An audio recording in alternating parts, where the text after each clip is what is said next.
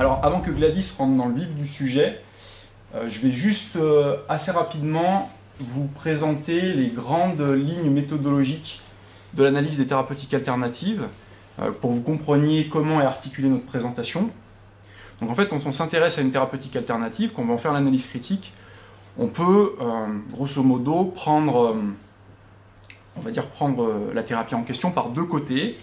On va avoir un premier côté qui va être l'analyse des fondements théoriques, c'est-à-dire que ça va être toutes les affirmations que peuvent faire les praticiens d'une thérapeutique donnée sur les fonctionnements et dysfonctionnements du corps humain, tant au niveau physiologique que psychologique. Donc par exemple, quand on vous dit que si vous avez mal au dos, c'est parce que votre vertèbre est déplacée, là on est dans des considérations théoriques. Si on vous dit que vous avez des énergies qui circulent à travers des méridiens, on est dans des considérations théoriques. Donc on peut avoir des corpus théoriques pour une thérapeutique alternative donnée qui va mélanger des considérations de ce type, des affirmations vraies, des affirmations fausses, des affirmations floues, de type spiritualiste. Et donc voilà, un des enjeux de l'analyse critique, ça va être d'essayer d'examiner ce corpus. Et puis le deuxième côté, ça va être l'efficacité thérapeutique. Est-ce que ça marche? Donc, par exemple, Gladys parlera des prétentions de la sophrologie caïcédienne. En sophrologie caïcédienne, on prétend pouvoir améliorer la qualité de sommeil des gens. Et bien, une façon d'examiner la thérapeutique, c'est de se poser la question, est-ce que ça marche? Et d'aller regarder les preuves. Donc on parlera de la question des preuves en recherche clinique. Alors, ce qui est très important de noter, c'est que la question des fondements et de l'efficacité thérapeutique d'une thérapie sont deux choses qui sont distinctes. Alors j'ai mis l'exemple des méridiens et des points d'acupuncture et donc la technique acupuncture.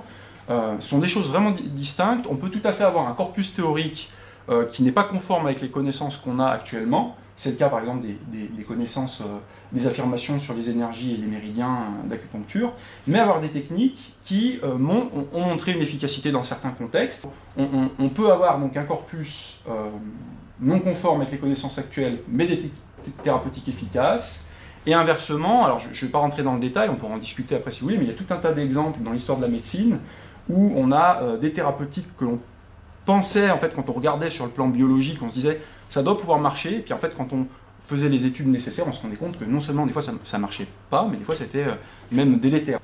Alors donc là, Gladys, elle va vous présenter l'analyse des fondements théoriques de la sophrologie caïcédienne, et moi, je m'occuperai de la partie efficacité thérapeutique. Je te laisse la parole. Donc quelques chiffres démographiques au niveau des sophrologues. Donc ça, c'est des chiffres que j'ai tirés de l'Observatoire national de sophrologie en 2011. C'est principalement, les sophrologues sont principalement des femmes. La moitié environ sont âgés de 45 ans ou plus. Environ la moitié exercent un temps partiel. Souvent, ils ont une activité professionnelle à part entière et en fait en font une activité complémentaire à temps partiel.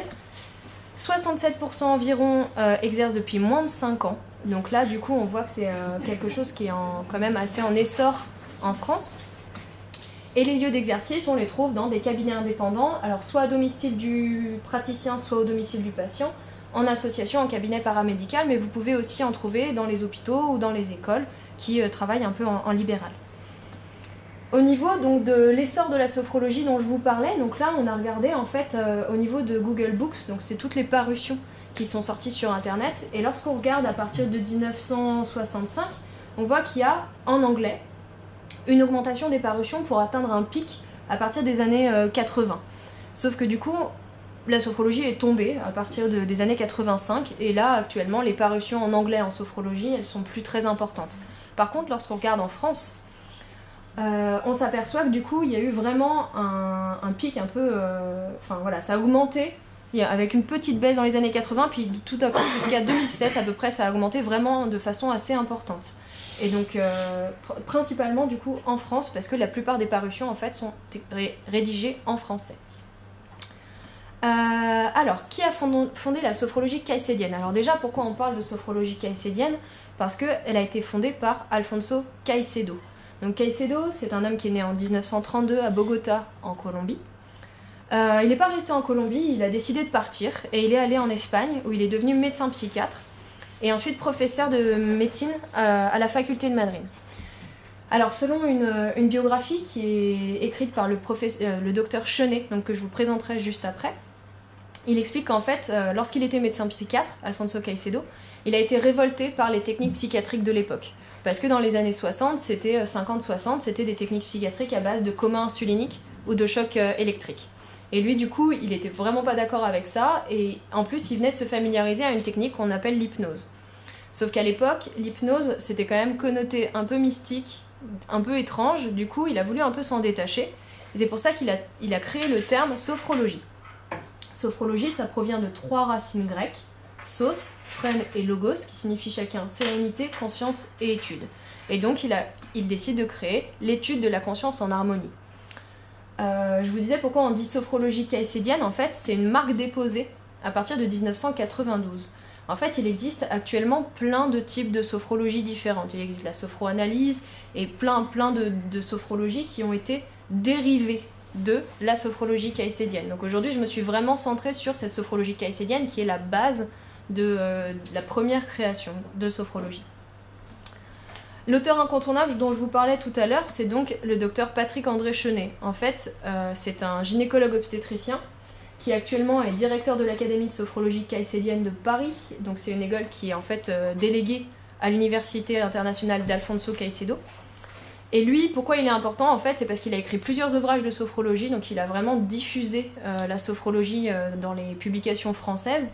Et il a notamment rédigé un livre dont je vais vous reciter à plusieurs reprises, qui s'appelle Sophrologie, fondements et méthodologie, et c'est en quelque sorte la Bible des sophrologues. C'est d'ailleurs le livre qui est recommandé lors de la formation qui est faite par Alfonso Caicedo, où vous avez vraiment tout le corpus théorique qui a été écrit et inspiré des travaux d'Alfonso Caicedo. Alors, les grands principes de la sophrologie. Donc, selon Alfonso Caicedo, la sophrologie peut être considérée comme une école scientifique. Ça, c'est quelque chose qui est important pour lui. À plusieurs reprises, il répète que c'est une école scientifique. Avec pour base la phénoménologie existentielle. Alors, j'ai essayé de trouver une définition claire de ce que c'était la phénoménologie existentielle. Manque de peau, j'ai pas trouvé. Il n'y a pas vraiment de consensus, il n'y a pas de définition claire de ce que c'est que la phénoménologie existentielle. Et pourtant, Alfonso Caicedo, il est fan de la phénoménologie existentielle. Et en fait, selon le docteur Patrick André Chenet, ce serait une technique, une méthode de recherche de la conscience. Et donc j'ai essayé de fouiller un petit peu plus, je suis tombée sur un livre qui explique qu'en fait c'est une technique qui permet de cultiver l'émergence des expériences de contact. Alors vous allez me dire, mais c'est quoi une expérience de contact? Je vous prends un exemple. La respiration, par exemple, vous avez une expérience de contact entre l'air et les poumons. Et dans la phénoménologie existentielle, vous avez également un inconscient de type freudien qui existe, à la différence que là, il n'y a pas de séparation nette entre l'inconscient et le conscient. Ça, on va le voir un petit peu plus tard. Donc ça reste un concept qui reste un peu nébuleux. Ensuite, Alfonso Caicedo, il va du coup proposer une étude nouvelle de la conscience, en étant à la conquête des valeurs de l'existence et de l'être. Donc là, vous allez voir tout à l'heure, je vais vous en reparler de ces valeurs qui vont apparaître un petit peu plus tard. Alors, les concepts centraux. Donc, il va se baser sur 2 concepts centraux avec lesquels il va utiliser des exercices qu'on appelle la sophronisation. La sophronisation, en fait, c'est apprendre à se placer dans un état intermédiaire de conscience jusqu'à pouvoir le contrôler. Cet état intermédiaire, il est quand même fortement inspiré de l'hypnose. D'ailleurs, Alfonso Caicedo, il s'inspire de l'hypnose ericksonienne. Et donc là, je vous ai mis l'éventail de la conscience qui a été théorisé du coup par Alfonso Caicedo. Donc ici, vous pouvez remarquer que vous avez différents niveaux. Vous avez un premier niveau, le niveau de veille, c'est le niveau dans lequel vous êtes censé vous trouver maintenant. Vous avez ensuite le niveau de sommeil, de coma et de mort. Le niveau sophroliminal se trouve entre le niveau de veille et de sommeil. Ensuite, il postule qu'il y a différents états de conscience. La conscience individuelle ordinaire, dans laquelle on se trouve là actuellement, la possibilité existentielle pathologique et la possibilité existentielle sophronique. Et donc ces exercices de sophronisation auraient pour but de pouvoir justement atteindre cette possibilité existentielle sophronique. Alors sophronique, c'est un néologisme qui a été créé par Alfonso Caicedo, vous allez voir, il en a créé en fait beaucoup des néologismes pour pouvoir nourrir sa théorie. Alors cet éventail, il a été créé à une certaine époque, mais il a été complété par Alfonso Caicedo lui-même. Et il a rajouté des sous-consciences en quelque sorte, dans laquelle vous allez trouver la conscience, donc toujours dans la conscience pathologique. Si on regarde à gauche, la CP, là, vous avez la dysphonie, la dysmétrie et l'anaphronie, qui sont tous les 3 des néologismes. Dans la dysphonie, vous allez trouver, alors ce sont les pathologies Donc les pathologies comme Omicron, néologisme, qui signifie le cancer, ou Epsilon, qui signifie la démence. Dans la dysmétrie, vous allez trouver une angoisse importante de l'être, et dans l'anaphronie, vous allez trouver une rupture de la conscience sophronique, et donc vous allez tomber dans une forme de psychose. Voilà. Et à droite, donc l'euphrénie, l'eumétrie et la sophronie, ce sont les trois états en fait que l'on peut atteindre à force d'exercice et d'un long travail de développement personnel sophronique. Donc personnellement étant clinicienne, j'ai travaillé un petit peu sur l'inconscient et la conscience, mais pour le coup, ça c'est des termes que j'avais jamais vus. Un autre exercice central, donc c'est la relaxation dynamique caïcédienne. Donc là, ça va être un développement de la perception de notre corps, de notre esprit, de nos états émotionnels et des valeurs qui nous sont propres. Rappelez-vous, les valeurs, je vous en ai déjà parlé 2 diapos avant. Donc là, il va y avoir en fait plusieurs niveaux qu'on va pouvoir travailler au fur et à mesure, en allant un peu plus loin à chaque fois. Et donc, je vous ai mis un tableau qui permet de récapituler un petit peu ça. Donc on a 3 cycles dans lesquels il y a 4 niveaux d'exercice. Et chaque niveau permet d'atteindre un certain stade, un certain seuil de développement de la conscience personnelle. Le niveau 1, le RD1, correspond à la vivance du corps. En fait, c'est juste l'apprentissage de la conscience de son corps avec des exercices de relaxation, etc. La vivance de l'esprit, c'est le fait de remarquer que le corps est assez limité, alors que la conscience serait illimitée. Alors ça, pour la petite anecdote qui a été reprise par le docteur Chenet dans son livre, Caicedo en fait a fait un voyage en Asie, Inde, Tibet, Japon, dans lesquels il a été formé au bouddhisme, au yoga, etc. Et en fait, pendant qu'il était en train de faire un exercice bouddhiste de méditation, lui, il avait l'impression d'avoir fait 10 minutes de méditation, et en fait, il aurait fait 5 heures de méditation. Et c'est à partir de là qu'il aurait trouvé que l'esprit était illimité. En 3e niveau, on a la rencontre du corps et de l'esprit. Et en 4e niveau, la vivance existentielle des valeurs. Et alors là, on trouve 7 valeurs indispensables, qui sont l'individualité, la groupéité, qui ressemble la famille, les amis, les pairs. Et alors après, vous en avez, je ne les connais pas tous par cœur, mais du coup, je les ai notés. Il y a la divinité, la société, l'humanité, l'universalité et l'éternité. Donc ça, ce seraient les valeurs qu'on pourrait atteindre à force d'exercice de relaxation dynamique caïcédienne. Et ça, c'est que le premier niveau. En fait, le niveau RD4 a été rajouté que dans les années 90. C'est-à-dire qu'entre les années 1960 et 1990, il a fait les 3 premiers niveaux. Et ensuite, au fur et à mesure du temps, il a rajouté des cycles. Et il est allé à chaque fois de plus en plus loin. Et donc on a la vivance de la conscience, des vibrations et de l'énergie, où là on va se retrouver avec des ajouts de vibrations sonores, un petit peu comme les om lorsqu'on médite, mais avec différentes syllabes, vous voyez. Enfin, là, en fait, ça va devenir de plus en plus nébuleux. Et plus on va aller loin, et plus on va pouvoir voir la vivance de sa biologie, la phylogénèse, l'ontogénèse. Enfin, ça devient un petit peu compliqué, je vous avoue très sincèrement que plus j'allais loin dans les pages, et moins je comprenais ce qu'il y avait marqué. Parce qu'il y a de plus en plus de néologismes, il y a de plus en plus de phrases qui paraissent très compliquées. Et du coup, je ne comprenais tout simplement rien. Alors, je ne vous ai pas expliqué ce que c'était le terme vivance. Vivance, c'est pareil, hein, c'est un néologisme qui vient du terme vivencia en espagnol. Et en fait, Alfonso Caicedo ne souhaitait pas utiliser le terme vécu, qui est en fait la définition de vivencia, parce que c'était trop passif. Et donc, il préférait vivance, qui signifiait la présence du vivant dans la conscience. Voilà. Alors là, on a un exemple en fait de ce qu'on appelle un effet puits en zététique. Donc la définition de l'effet puits, c'est donc une succession d'affirmations creuses, vagues ou invérifiables. Donc je vous disais, hein, un discours un peu nébuleux, comme ça. Et qui peuvent être acceptés comme foncièrement vrais. Parce que du coup, vous avez une phrase suffisamment vague pour que chacun puisse y mettre le sens qu'il a envie derrière. Et la conséquence sur un lecteur non averti, c'est tout simplement que le texte paraît nébuleux mais profond et séduisant. Du coup, parce que c'est presque impressionnant. Et on a la sensation que l'interlocuteur est impressionnant car très documenté ou calé. Et que finalement, si on ne peut pas comprendre, c'est parce qu'on n'a pas suffisamment les bases théoriques, qu'on n'est pas suffisamment documenté pour pouvoir comprendre. Sauf qu'en fait, finalement, c'est juste que ce texte est trop vague et que les termes qui sont utilisés, il y a derrière, il n'y a pas de fondement théorique, vraiment à proprement parler. Donc je vous ai mis un exemple que j'ai utilisé, que j'ai pris sur le site du Cortex, qui est donc une phrase de de Lacan. L'interprétation doit être preste pour satisfaire à l'entreprès de ceux qui perdurent de perte pure à ceux qui ne parlent que du père au pire. Donc là, on a vraiment un bel exemple de l'effet puits. Normalement, vous devriez vous sentir assez impressionné par cette phrase qui finalement ne veut pas dire grand-chose. Donc après cette petite parenthèse zététique, le rapport au spiritualisme dans la sophrologie caïcédienne. Donc là, je vous ai repris en fait quelques exemples de ce qui m'a semblé être un rapport au spiritualisme dans différents auteurs. Donc là, pour Caicedo, on a la méditation qui serait une tentative d'atteindre la divinité par le développement de la conscience.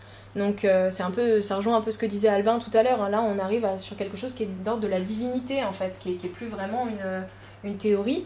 Ensuite, on a Raymond Abressol. Alors, je ne vous l'ai pas présenté, mais Raymond Abressol, c'est un peu le même niveau que le docteur Chenet. En fait, c'est quelqu'un qui a énormément diffusé la sophrologie, notamment en Suisse et en France, qui a beaucoup écrit en français, et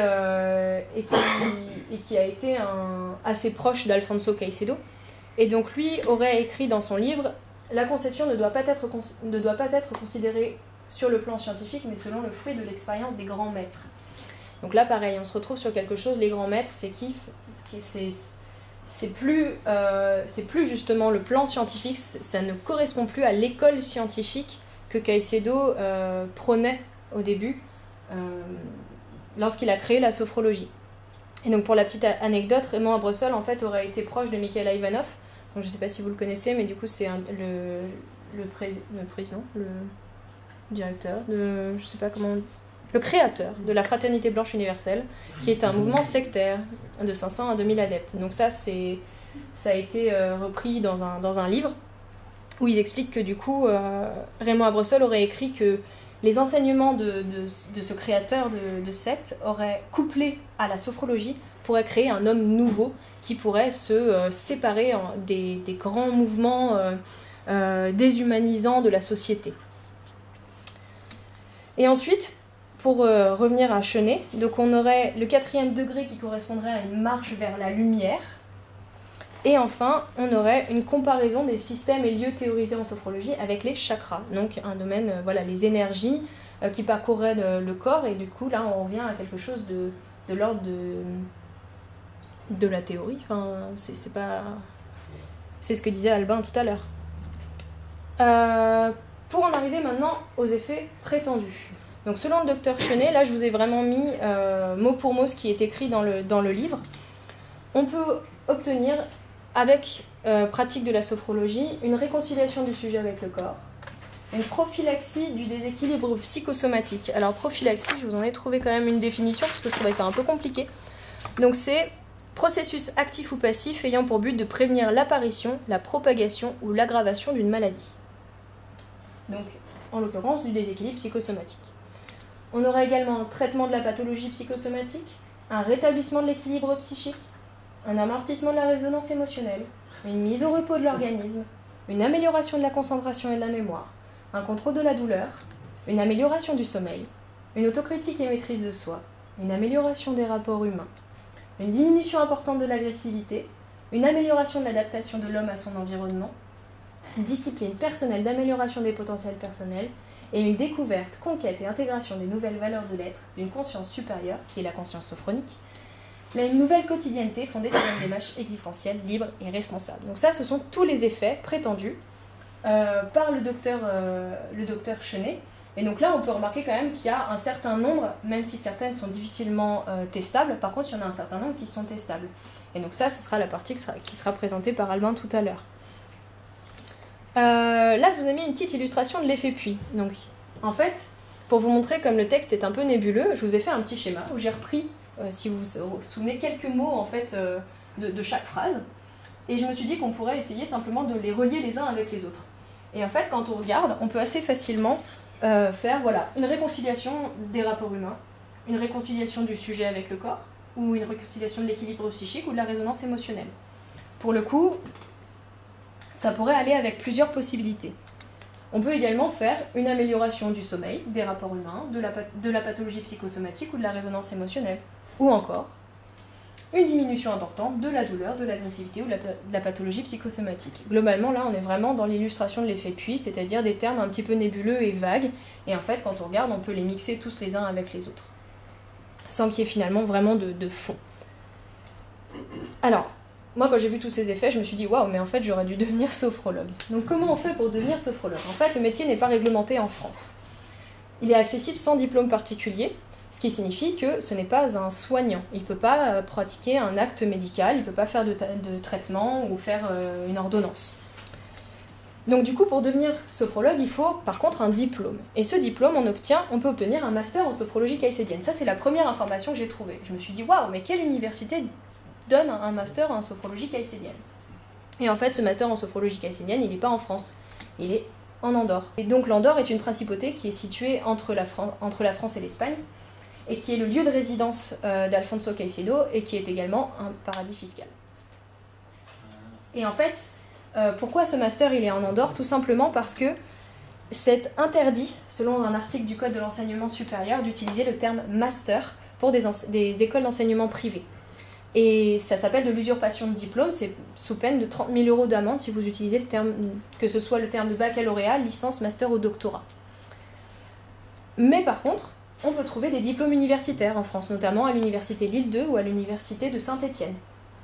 Ou alors, il existe 47 écoles privées de sophrologie caïcédienne, dont la moitié d'ailleurs sont situées, plus de la moitié sont situées en France. Les rapports à la science. Donc, au tout début, je vous disais, Alfonso Caicedo, pour lui, c'était important que ce soit une école scientifique. Et du coup, selon toujours le docteur Chenet, on a, donc ça c'est vraiment des citations, de nombreuses études scientifiques, électroencéphalographiques et physiologiques, pharmacologiques et chimiques, psychologiques et cliniques, ont confirmé la validité du concept de l'éventail de la conscience comme base de travail de la sophrologie. Je vous remets la petite illustration de l'éventail de conscience. Alors, c'est très joli, malheureusement, il ne met pas de référence lorsqu'il dit ça, le docteur Chenet. Les seules petites références qu'il cite dans son livre, en fait, ce sont que des références aux travaux d'Alfonso Caicedo. Par contre, il n'y a vraiment pas de référence à de nombreuses études scientifiques, etc., etc. Ensuite, encore une autre phrase tirée du livre, il nous dit que la méthodologie est la grande force de la sophrologie caïcédienne, qui comporte à la fois la thérapie et la recherche. Du coup, la recherche, moi je me suis dit, bah c'est bien, je suis en doctorat, c'est ce que je fais. Et du coup, on va pouvoir aller regarder un petit peu sur les bases de données. Et du coup, on s'est aperçu que sur les bases de données, déjà, il n'y a pas beaucoup de publications, et Albin vous montrera un petit peu la pertinence de ces publications. Et enfin, donc il nous explique que les nombreuses expérimentations et travaux scientifiques des sophrologues de tous les continents depuis plus de 35 ans ont validé les postulats de recherche du début de la sophrologie. La sophrologie aujourd'hui qui s'impose comme une science phénoménologique. Donc moi, il y a plusieurs choses qui m'ont intriguée là-dedans. C'est les nombreuses expérimentations et travaux scientifiques. Du coup, je me suis dit qu'il devait y avoir pas mal de publications scientifiques qui ont été faites, de tous les continents, et depuis plus de 35 ans. Et donc là, on en arrive à la partie d'Albin, sur l'efficacité de la sophrologie caïcédienne. Avant d'aborder les moyens qu'on a aujourd'hui, qu'on a depuis un moment, hein, finalement de répondre à la question, quand on se pose la question de l'efficacité d'un traitement, comment procéder pour connaître cette efficacité? Aujourd'hui, on a des méthodes qui permettent de répondre à cette question. Mais avant d'en arriver à ces méthodes, je vais faire un petit préliminaire sur la valeur du témoignage, assez rapide, parce que finalement, on pourrait se dire, est-ce que tel ou tel traitement fonctionne? À partir du moment où quelques personnes essaient et en sont contentes, on pourrait se satisfaire, on pourrait dire, c'est quelque chose de satisfaisant et cela prouverait l'efficacité de la thérapeutique.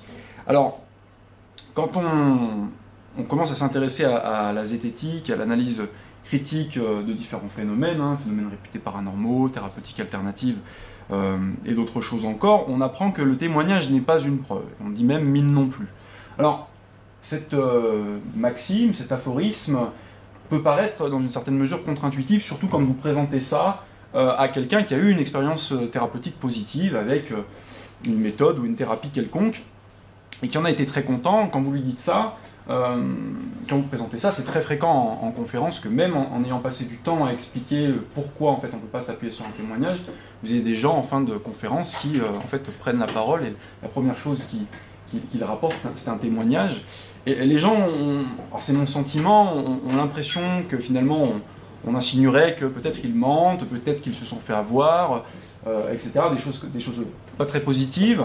Et, alors c'est pas du tout le cas, et en fait l'idée c'est vraiment, pour bien comprendre l'intérêt de cette maxime, de cet aphorisme, l'idée c'est de bien distinguer d'abord en fait le vécu et l'interprétation du vécu. Alors je vais vous donner un exemple assez trivial hors champ thérapeutique, puis je reviens dans la thérapeutique.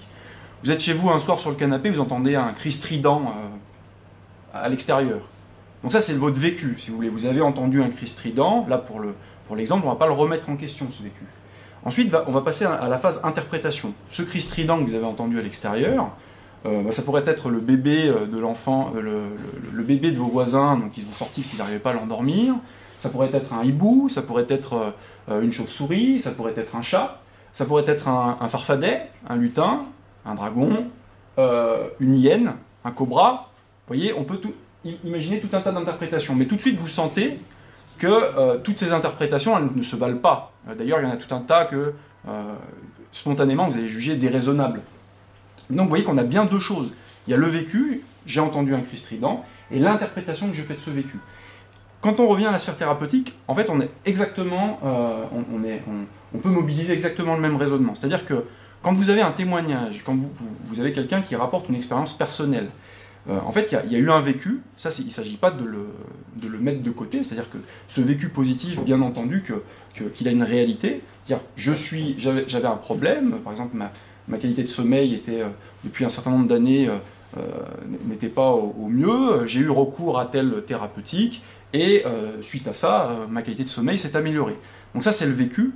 Mais l'interprétation souvent qui est faite du vécu dans la sphère thérapeutique, notamment au contact des thérapies alternatives, c'est de conclure sur la base de ce vécu, de faire l'interprétation que la thérapeutique en question a une efficacité propre. Et c'est là où, de la même façon que pour le cri strident, on peut contester une interprétation, si quelqu'un qui habite à Chambéry interprète le cri strident comme étant celui d'une hyène, on va contester cette interprétation pour différentes raisons. Et bien là, de la même façon, on peut contester une interprétation d'un vécu positif comme étant une preuve de l'efficacité propre d'une technique. Alors il y a différentes interprétations possibles, donc voilà, quelques interprétations possibles d'un témoignage positif. Vous avez donc, il y a une efficacité propre qui est généralisable, c'est-à-dire la thérapeutique à laquelle j'ai eu recours a été efficace pour moi, mais elle est efficace en elle-même et elle pourrait être efficace pour d'autres personnes. Donc ça c'est l'interprétation qu'on peut contester parce qu'il en existe d'autres. Vous avez l'interprétation de l'effet placebo. Alors l'effet placebo, quelque chose dont la plupart des gens ont entendu parler, qui est au niveau des mécanismes pas nécessairement bien connus. L'idée générale est assez simple, c'est dans une situation thérapeutique, c'est l'effet, donc dans une situation thérapeutique, que va induire le simple fait d'être pris en charge, ou le simple fait que l'on nous fasse quelque chose, ou que nous-mêmes on fasse quelque chose, un exercice par exemple, indépendamment de l'efficacité du quelque chose en question. Alors là, ça peut paraître peut-être un peu abstrait, mais en fait l'idée est simple, vous avez une douleur, qu'on vous donne du paracétamol, de l'aspirine, un antidouleur, ou qu'on vous donne une gélule dans laquelle vous avez du sucre, eh bien, dans les deux cas, vous allez avoir une amélioration de votre état. Parce qu'on sait aujourd'hui, on commence à comprendre de mieux en mieux les mécanismes, que le simple fait de donner quelque chose à quelqu'un, c'est-à-dire que la personne qui va vous donner la gélule, en même temps peut-être qu'elle va vous faire parler de vos problèmes, elle va vous écouter, elle va être plutôt sympathique, elle va prendre le temps de vous expliquer des choses, et on sait que tout ça, indépendamment de ce qu'il y a dans la gélule, ça va avoir un effet sur le symptôme. Donc on peut, alors je vous ai mis, là on ne voit pas grand chose, je ne sais pas si vous voyez, c'était juste pour y penser, un exemple d'effet placebo intéressant, donc c'est une étude sur le Viagra, ça a été extrait d'une étude qui a été faite sur le Viagra, où on a fait 4 groupes, il y a un groupe à qui on a donné du placebo, donc une gélule vide, un groupe qui avait 25 mg de Viagra, 50 mg et 100 mg. Et puis on a mesuré l'efficacité globale, on leur a demandé, voilà, le traitement a-t-il amélioré vos érections? Et vous voyez qu'on a quand même 25% des individus qui rapportent, on va dire, des améliorations, alors qu'ils étaient sous placebo. Donc 1 sur 4, c'est quand même pas négligeable. Alors cet effet placebo, c'est pas quelque chose à négliger, c'est-à-dire qu'aujourd'hui, tout professionnel de santé devrait tout mettre en œuvre pour essayer de potentialiser cet effet placebo. C'est-à-dire que l'idéal, si vous voulez, la cerise et le gâteau, ce serait d'avoir des traitements efficaces en eux-mêmes, avec un effet placebo optimisé. Donc c'est vraiment quelque chose qu'il ne faut pas négliger, mais il ne faut pas non plus attribuer une efficacité propre à certains traitements, alors qu'on ne serait que sur de l'effet placebo. En tout cas, il faut le dire, il faut le savoir. Une autre interprétation possible, c'est l'évolution spontanée. Alors, l'exemple classique, c'est le rhume. Hein. On dit l'évolution spontanée, c'est l'évolution d'une pathologie en l'absence de tout traitement. Soigner un rhume, il dure une semaine, ne le soignez pas, il dure 7 jours. En fait, un rhume, quoi que vous fassiez, vous aurez une résolution, dans la plupart du temps, qui sera favorable et qui sera dans des délais courts. Et donc, alors cette évolution, elle peut être favorable, comme c'est le cas du rhume, mais elle peut être aussi cyclique. C'est-à-dire que si vous avez une lombalgie chronique, si vous avez mal au dos depuis longtemps, hein, sans le jargon médical, vous allez avoir des phases cycliques, vous avez des phases qui peuvent durer quelques jours, quelques semaines, où vous allez bien, et puis des jours où ça va moins bien. Puis ça va remonter comme ça au fil des années. Et en fait, quand vous avez une expérience positive au contact d'une thérapie, comment savoir si le mieux que vous rapportez, que rapporte la personne, il est lié à l'efficacité de la thérapie en question, ou tout simplement à une fluctuation, c'est-à-dire qu'à un moment donné, vous étiez dans le creux de la vague, puis là, vous êtes remonté. Donc c'est une interprétation qu'on peut faire, et évidemment, tout ça peut se cumuler. On peut avoir un effet placebo qui se combine à une évolution spontanée, une évolution cyclique, et c'est bien le problème, en fait, c'est comment s'y retrouver. C'est que quand vous êtes face à un témoignage, à un vécu positif, eh bien, comment savoir si ce vécu positif, il est la marque d'une efficacité propre de la thérapeutique, de l'effet placebo, de l'évolution spontanée, ou des trois en même temps. Et c'est là où on a besoin d'outils de recherche que je vais vous présenter.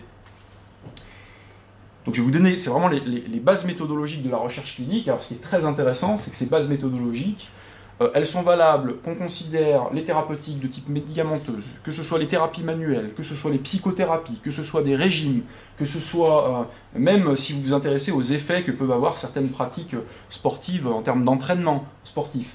Le raisonnement sous-jacent aux bases méthodologiques que je vais vous présenter là, il est valable pour énormément de domaines.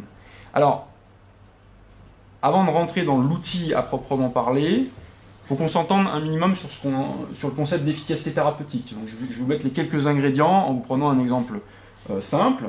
Alors, il faut une personne, alors j'ai choisi Gladys pour la démonstration.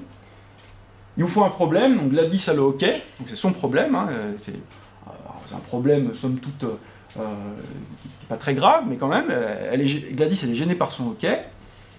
Une variable, la durée du hockey. Gladys, elle préfère que son hockey dure quelques minutes plutôt qu'un quart d'heure, hein, comme tout un chacun, je pense. Et un traitement. Et là, le traitement, ça va être ma super technique pour faire passer le hockey. Et ma super technique, j'ai vraiment une super technique pour faire passer le hockey, c'est d'apposer mes pouces et mes index comme ça, en faisant un rectangle. Puis j'appuie très fort, je peux vous raconter d'où ça vient. J'appuie très fort et 8 fois sur 10, ça marche. Voilà. Ça, c'est ma petite prétention à moi. Je n'ai pas encore fait breveter la technique, mais... et donc, on va voir comment, à partir de là, si on voulait montrer, si on voulait tester ma technique, voir si elle était vraiment efficace en elle-même, comment il faudrait s'y prendre. Alors, on dirait qu'il y a une efficacité thérapeutique quand on a une amélioration. La technique que je propose, la technique d'Albin, elle améliore la variable, donc elle réduit la durée du hockey de Gladys, mais il faut qu'elle fasse mieux que l'évolution spontanée. C'est-à-dire, si le hockey de Gladys, en moyenne, tous les hockey de Gladys durent 5 minutes, et qu'elle fait ma technique, ah bah super, ça a duré 5 minutes, oui, mais en fait, elle n'a pas fait mieux que l'évolution spontanée du problème. Donc il faut qu'elle fasse mieux que l'évolution spontanée. Mais il faut qu'elle fasse mieux aussi que l'évolution spontanée, l'effet placebo. L'effet placebo, si ma technique doit faire mieux que l'effet placebo, c'est que si à un moment donné, au lieu de lui dire de faire ça, donc par exemple je lui dis de faire ça, et au lieu de 5 minutes, on sait qu'en moyenne son hockey dure 5 minutes, au lieu de durer 5 minutes, il dure 4 minutes. Donc elle fait ça, il dure 4 minutes. Ah bah super, chouette. Et la fois d'après, je vais lui demander de sauter à cloche-pied jusqu'à ce que le hockey passe. Et là, je sais que c'est du placebo, mais en fait, je me rends compte que ça dure 4 minutes aussi. Donc en fait, quoi qu'elle ait fait, qu'elle ait sauté à cloche-pied ou qu'elle ait fait ça, en fait, on a exactement le même résultat. Donc ma technique, elle n'aura pas fait mieux, il faut qu'elle fasse mieux, il faut qu'elle fasse 3, 2 minutes. Et donc vous voyez que déjà, il y a déjà d'autres dimensions que l'efficacité qui vont... Parce qu'à la limite, on pourrait dire, bah, cette technique 4 minutes ou celle-là 4 minutes, c'est mieux que rien. Mais vous voyez que déjà, il y a d'autres paramètres qui vont entrer en compte. C'est-à-dire qu'il y a de fortes chances que vous choisissiez plutôt celle-là plutôt que celle-là. Après, il y a des aspects de coût, on va dire, en termes énergétiques, en termes, on va dire, cognitifs, qui vont influencer nos choix thérapeutiques. Alors, le truc, c'est que à partir de là, on s'est entendu sur ce concept d'efficacité thérapeutique. comment on fait pour le connaître? Quelles sont les méthodes qu'on a à disposition? Ces fameuses méthodes qui seraient transversales à tout un tas de domaines.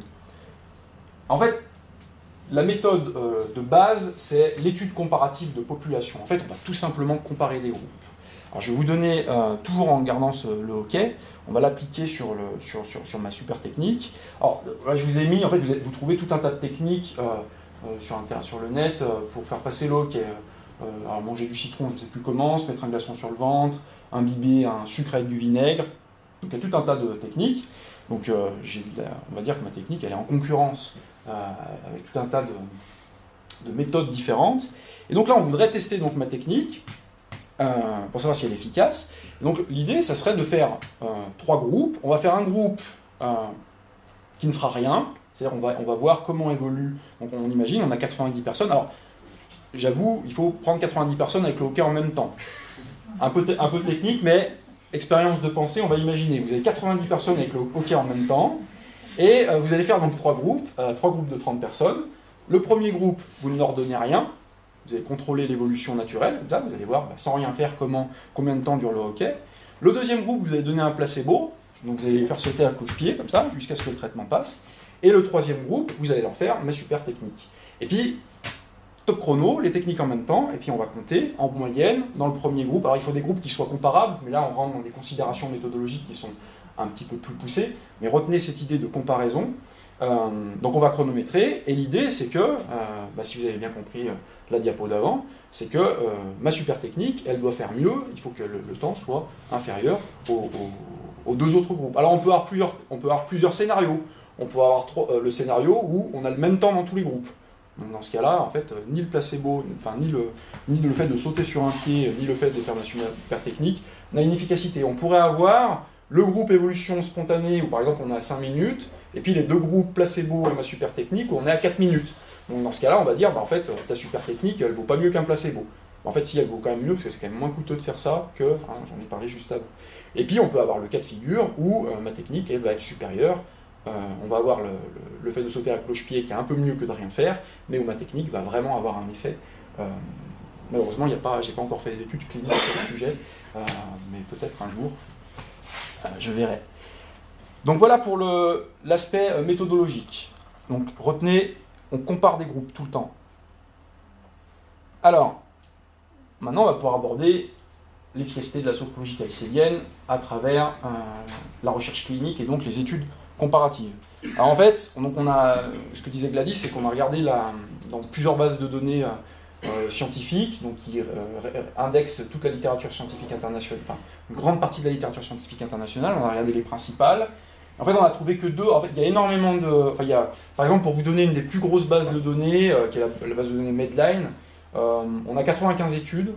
Elles sont toutes européennes, et vous en avez 60 sur 95 qui sont françaises. Donc on a encore un indicateur qui montre qu'on a quelque chose de très centré. Et sur cet ensemble de documents, vous n'avez que 2 documents qui rapportent des études comparatives. Alors vous en avez une qui va évaluer, alors là on ne sait pas si c'est de la sophrologie. Alors comme il y en avait tellement peu, là on ne sait pas si on est sur de la sophrologie caïcélienne ou un autre type de sophrologie, mais le faible nombre des études, on s'est dit on va quand même en parler. Donc on a une, donc je vais vous la présenter juste après, donc je ne vais pas m'attarder dessus, mais en tout cas vous avez une étude française qui a été publiée en 2009 par Constantin et collaborateurs, et vous avez une étude qui a été faite sur des patients lombalgiques non spécifiques en 2015, donc plus récente, c'est EALI, c'est une locution latine, et collaborateurs, on peut traduire en français. Donc ces 2 études, donc Constantin et Al, en 2009, donc, ils ont fait 2 groupes de 15 patients, donc on est en service de réanimation, c'est des patients avec des insuffisances respiratoires aiguës, un peu plus grave que le hockey quand même. Donc 2 groupes qui ont été traités. Un groupe, 30 minutes de sophrologie, faite par une infirmière diplômée d'État, donc c'est le IDE, plus donc elle avait un diplôme universitaire de sophrologie, versus donc l'autre groupe, 30 minutes, accompagnement standard, réalisé par la même infirmière, sur 4 séances dans les 2 cas. Alors, juste un détail je vais vous détailler un peu les techniques qui ont été employées par cette infirmière dans l'étude. Alors, vous avez eu des exercices du 1er degré, sophro-respiration synchronique, programmation respiratoire, sophro-déplacement du négatif, sophro-présence du positif. Des exercices du second degré, sophro-programmation du futur, sophro-acceptation progressive, activation des structures de la spatialisation du corps, activation de la structure du sens de l'odorat, de l'ouïe, de la vue et du toucher.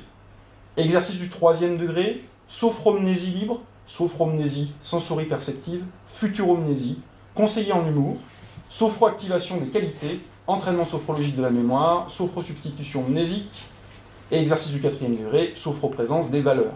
Alors, je me suis dit que c'était intéressant quand même de passer juste un tout petit peu de temps sur cette diapo, parce que là on a une belle illustration de ce qu'on appelle en zététique l'effet impact, c'est-à-dire l'effet impact, on va utiliser un mot plutôt qu'un autre pour induire un effet chez l'auditeur, un effet de type émotionnel, hein, qui est hors raison. Alors, un exemple typique, c'est de parler de frappe chirurgicale plutôt que de bombardement, de parler de conflit de haute intensité plutôt que de guerre. Et donc là, on a de parler aussi, un que j'aime bien de Charbonnat, on va parler de salarié qui désigne quelqu'un de passif qui touche un salaire plutôt que de travailleur. Vous voyez, on a tout un tas de façons comme ça d'induire des sentiments différents pour désigner une même réalité. Et donc là, on est selon moi tout à fait dans l'effet impact, hein, c'est-à-dire que là, c'est ce que désignait Gladys quand on est confronté finalement aux considérations théoriques de la sophrologie caïcédienne, quelqu'un de non averti, on se dit oh là là, ça donne une impression de technicité, une impression de profondeur, qui en réalité, quand on va creuser un petit peu derrière, on en parlait avec Gladys, en fait, quand vous regardez vraiment, et ça je vous encourage à le faire, hein, quand vous êtes, mais pas nécessairement que pour les thérapeutiques alternatives, mais quand on vous parle d'exercices comme ça, de techniques avec des noms de ce type, qui induisent un effet comme ça, on se dit wow, ça a l'air très technique, ça doit prendre du temps de se former à ça, essayez d'aller creuser, essayez de demander ce qui est fait précisément. Et en fait, quand on regarde finalement les techniques utilisées en sophrologie, on voit qu'on a des exercices de respiration, on a des exercices de remémoration, on a des exercices d'imagerie mentale, où on demande aux gens de visualiser certaines images, certaines sensations. Et vous voyez que si, au lieu de ces sophro-respiration synchronique, je vous dis exercice de respiration, ça n'est pas tout à fait le même effet. Donc voilà, et donc je ne sais pas ce qu'il y a derrière sophro-programmation du futur, mais ce serait intéressant de substituer, on va dire par des termes qui correspondent un peu plus à, on va dire, à ce qui est fait concrètement. Et ça permet, faire cet exercice-là permet une désintoxication un peu langagière, parce que là on est clairement dans... il y a vraiment une... Alors, volontaire ou involontaire, je pense plus involontaire, mais une volonté d'impressionner le lecteur. Là, tu viens de me faire la sophro-déplacement du négatif. Oui, c'est effectivement. C'est quelque chose de ce goût-là. C'est un exercice de sophrologie. Ouais. Il y a un exercice, le sophro-déplacement du négatif. En fait, on place les mains là, on contracte le visage et voilà, on déplace le négatif. Et ça, tout ça, c'est les mots que tu as pris dans la publication. C'est ma publication, c'est ce qui est... Sophro-programmation. Exactement, c'est tel que... Activation des structures de la spatialisation du corps. Exactement. Ouais. Ça, c'est des exercices. C'est tel que décrit dans la publication. Tous les mots, ils mettent sophro devant et c'est parti mon kiki, quoi. Oui. Moi, je pourrais faire de la fleuronto-programmation du futur. Et alors dans le même goût, hein, on peut mettre... en fait, alors c'est pas spécifique à la sophrologie caïcédienne, mais... dans les thérapeutiques, par exemple, les prises en charge en kinésithérapie, en neurologie, vous mettez du neuro partout aussi. Hein. Vous avez du neuro partout. Et puis alors là, on a tout de suite, mais d'ailleurs l'effet neuro, on a une collègue du Cortex qui a bossé sur l'effet neuro, on a des études comparatives qui ont mis en évidence que si, alors c'est pas vraiment le terme neuro, c'est le terme brain, donc c'est cerveau, mais en tout cas, vous allez vraiment induire, on peut le mesurer comparativement, on va dire les gens qui sont face à des termes comme neuroprogrammation plutôt que simplement pas un exercice d'équilibre, vous allez faire de la neuroprogrammation proprioceptive. Quand vous êtes face à ce genre de termes, eh bien, vous avez vraiment un sentiment de scientificité, de sérieux, de technicité qui, si on l'évalue sur une échelle de 0 à 10, est plus important quand on utilise effectivement des termes comme sophro quelque chose, neuro quelque chose, peut être bio quelque chose aussi. Et donc on pourrait imaginer la fluoro-programmation du futur. Hein, tout à fait. Parce qu'à Lausanne, on fait de la neurozététique. On peut... Au Cortex, vous êtes des petits joueurs. Oui. De la neurobiozététique, on pourrait même faire, hein, comme ça. Donc voilà, je ferme la parenthèse sur le détail de l'intervention, je reviens à l'étude à proprement parler. Donc la variable principale, donc rappelez-vous tout à l'heure c'est pour le hockey de Gladys, c'était sa durée. Là c'est la sensation d'inconfort qui a été mesuré sur une échelle visuelle numérique de 0 à 10, donc on demande à la personne, entre 0 et 10, quel est votre inconfort, donc parce qu'en fait, ces patients insuffisants respiratoires aigus, en fait, ils ont un appareil, donc on appelle de ventilation non invasive, et qui n'est pas forcément quelque chose de très sympa, et donc le confort qu'a la personne à respirer au contact de ce genre d'appareil est quelque chose, une variable qui est importante. Donc c'est une des choses c'est la variable principale qui a été évaluée.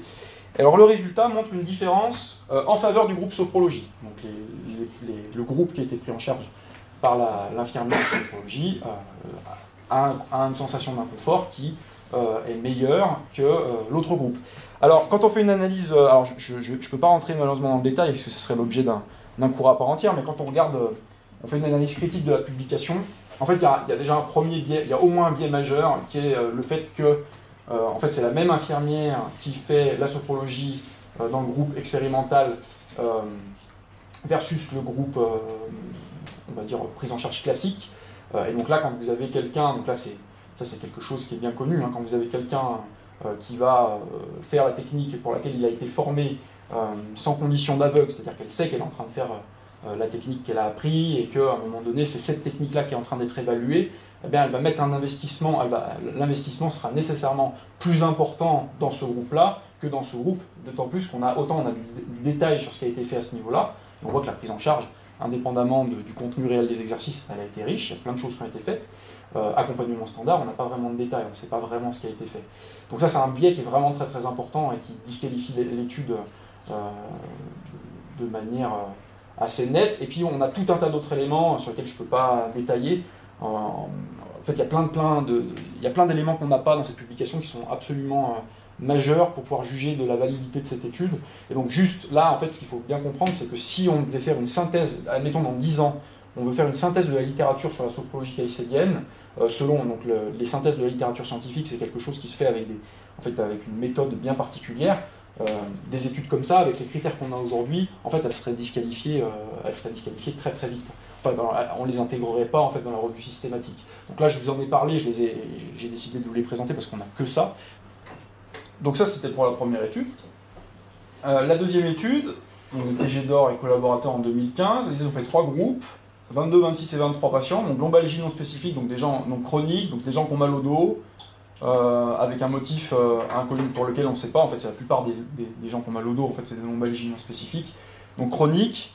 Donc 3 groupes, un groupe qui a bénéficié de kinésithérapie standard, un groupe kinésithérapie plus sophrologie, alors caïcédienne c'était pour l'autre thérapeutique, c'est celle-là où on ne sait pas en fait, kiné plus sophrologie, et un groupe kiné plus une thérapie cognitivo-comportementale, donc ça a duré 6 mois. La variable principale qui a été évaluée, c'est la qualité de vie, mesurée par un questionnaire, et le résultat c'est qu'on n'a pas de différence entre les 3 groupes. Donc là on a plutôt un résultat en défaveur, sauf qu'en réalité, de la même façon que pour l'étude précédente, on a un biais majeur, c'est que là on n'a pas, donc là c'est pas tant sur l'aspect lié à la possibilité d'un simple aveugle ou double aveugle, c'est qu'on n'a pas de randomisation. Donc là c'est en fait en rapide, quand vous formez vos groupes, rappelez-vous tout à l'heure je vous disais on a 90 patients et on fait 3 groupes de 30. En fait, normalement, ces 3 groupes de 30, vous êtes censé les former avec une méthode aléatoire. Je vais vous donner l'exemple qui parle bien, c'est imaginez vous faites une étude sur le sommeil et vous décidez, tous ceux qui vont venir le matin, je les inclus dans le premier groupe, et tous ceux qui viennent l'après-midi, je les mets dans le deuxième groupe. Vous voyez que vous allez créer comme ça, en fait, il y a de fortes chances que les gens qui viennent le matin soient plutôt des gens du matin, l'après-midi des gens qui sont moins du matin, et cette variable-là, ce paramètre a une importance par rapport à une étude sur le sommeil. Donc en fait, pour pouvoir homogénéiser les groupes, vous allez devoir mettre en place une procédure aléatoire de randomisation pour la formation des groupes. Donc là, on n'a pas ça. Et puis, de la même façon, vous avez tout un tas d'aspects. En fait, si vous voulez, quand vous analysez une étude, vous avez des grilles qui sont internationalement testées, qui sont utilisées, une espèce de checklist en fait, et vous allez regarder certains aspects de la construction méthodologique que je n'ai pas pu détailler. Et en fait, vous avez en fait, un manque d'informations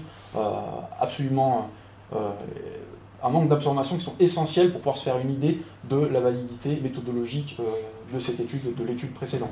Donc si vous voulez, en somme, sur la sophrologie caïcédienne aujourd'hui, la recherche clinique, on en est au point 0, c'est-à-dire qu'on n'a pas d'études rigoureuses qui mettent en évidence un effet ou une absence d'effet de la sophrologie calcédienne pour une affection et un paramètre, une variable quelconque.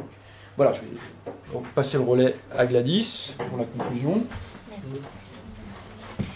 Donc en conclusion, ça va être un petit résumé de ce qu'on a vu. Donc en fait, la sophrologie, elle n'est pas définie selon Alfonso Caicedo comme étant une technique de relaxation ou une thérapie, mais comme une discipline de développement de la conscience. Et en fait, ça c'est quelque chose qui est plutôt pas mal pour lui, puisque du coup, ça rend en fait le domaine d'application de la méthode bien vaste. Et du coup, comme c'est pas une technique ou comme c'est pas une thérapie, finalement, il n'y aurait pas besoin vraiment de la tester, puisque c'est une discipline en fait, à proprement parler. Ensuite, il y a quand même la question des fondements théoriques. Qui sont parfois proches du mystique, de la spiritualité, du spiritualisme, mais aussi avec cet effet puits qui est derrière, dont on parlait tout à l'heure, le fait que voilà, on a des textes qui sont très nébuleux, qui paraissent très complexes, mais qui au final derrière sont vides de sens, quoi. Ensuite, il y a la question de la formation des sophrologues. Alors moi, ça me pose question parce que du coup, je suis psychologue clinicienne, que je suis spécialisée en psychopathologie, et en fait, je me suis posé la question de savoir, mais est-ce que les sophrologues qui sont formés ont une base en psychopathologie? J'ai eu la réponse, j'ai une collègue qui a fait la formation en 3 ans en Andorre avec Alfonso Caicedo et qui m'a dit non, il n'y a aucun module qui n'est fait sur la psychopathologie. Or, les techniques qui sont utilisées là-dedans sont des techniques qui sont utilisées, qui sont inspirées de la relaxation et de la méditation. Et du coup, ces techniques-là peuvent être potentiellement dangereuses sur une certaine partie de la population. Il y a certains patients qui peuvent venir qui vont présenter certains états de psychose et qui vont être sensibles à des états qu'on appelle de dissociation, d'épisodes délirants, d'angoisse. Et en fait, si on leur applique ces techniques-là, si on leur enseigne ces techniques-là, qui potentiellement peuvent faire un peu craquer et voilà, rentrer dans un épisode de dissociation ou un épisode délirant.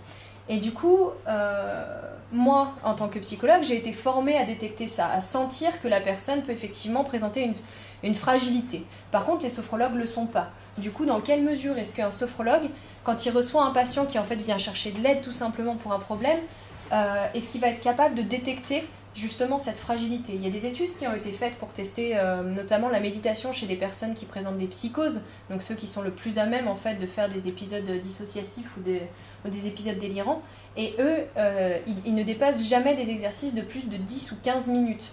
Parce que le risque, c'est que derrière, voilà, ça craque, quoi. Alors que là, on a des exercices dans la sophrologie caïcédienne qui durent parfois 45 minutes, enfin, des séances qui peuvent durer assez longtemps. Donc ça, c'est quelque chose qui me pose encore question et qui peut presque m'inquiéter en tant que psychologue. Et ensuite, donc là, on en revient à ce que disait Alvin, c'est-à-dire que pour l'instant, au niveau de la littérature, il n'y a pas de résultats probants. Donc pour l'instant, on ne peut pas dire qu'il y ait un effet de la sophrologie, puisque les études qu'on a vues, déjà il n'y en avait que 2, et ensuite finalement on a vu qu'elles étaient pleines de biais, ces études, et donc on ne peut pas vraiment généraliser ces études, et en plus c'est pour vraiment des pathologies bien particulières qu'on a vues là. Donc quand on avait tous les effets prétendus qui avaient été donnés par le docteur Chenet, au final on se rend compte qu'on est quand même bien loin des prétentions qui étaient les siennes, quoi. Voilà, donc je vous remercie pour votre attention et du coup on va passer à la phase de questions. Ouais.